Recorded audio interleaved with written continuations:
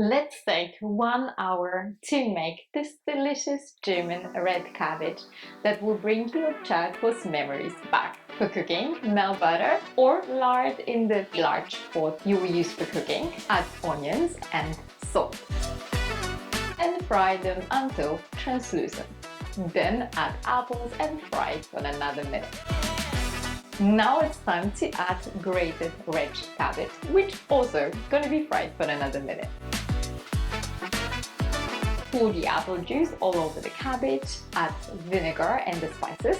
I'm using bay leaf, clove and cinnamon stick. Cook this all for 20 minutes under pressure or 40 minutes with a lid on. Season with sugar and salt. Ta-da! And your red cabbage is ready.